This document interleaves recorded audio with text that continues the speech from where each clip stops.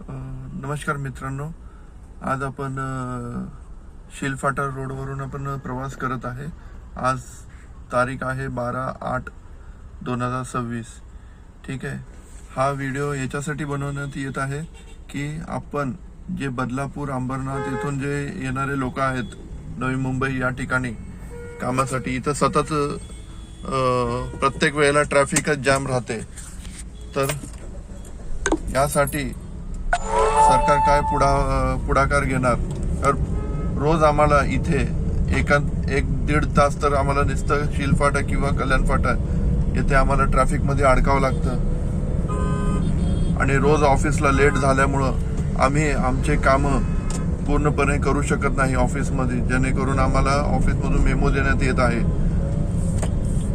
तर याचे इथं सिग्नल पण लावण्यात आलेलं, पण ते आणखीन चालू केलेलं नाहीये।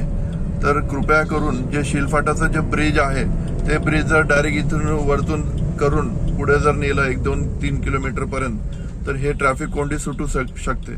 पण याच्यावरती कोणीही लक्ष देत नाहीये आणि रस्त्यांचं तर असं झालेलं आहे की खड्ड्यात रस्ते आहे का रस्त्यात खड्डे आहेत हेच कळत नाहीये। आणि जे रॉंग वेने येणारे लोक आहेत यांच्यावरती काही कारवाई होते।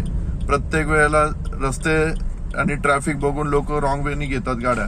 त्यासाठी सरकार नाही म्हणणार, पण आपण ऍज अ नागरिक म्हणून पण आपण काय आवाज उठवतोय आणि या जे नेते लोक आहेत ज्यांना आपण मतं देतो ते आपल्यासाठी कितपर आपल्यासाठी इथे येऊन ते बघतात की आपण काय फेस करतोय।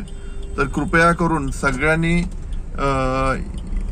ह्याला पुढाकार घ्यावा आणि सगळ्यांनी याच्यावरती कारवाई करण्यासाठी प्रतिसाद द्यावा। तर हे माझी मागणी आहे की लवकरात लवकर हे वाहतूक कोंडी सुटावी। हे बघा सिग्नल लावलेले आहेत पण काही वर्किंग होत नाही आणि बघा खड्डे बघा। हे कल्याण जंक्शन आहे आणि इथं शिलफाटा।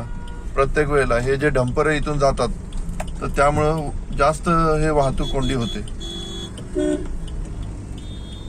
आणि कल्याण फाटामधून हे जाणारं जे हे आहे मार्ग डोंगरामधून, इथे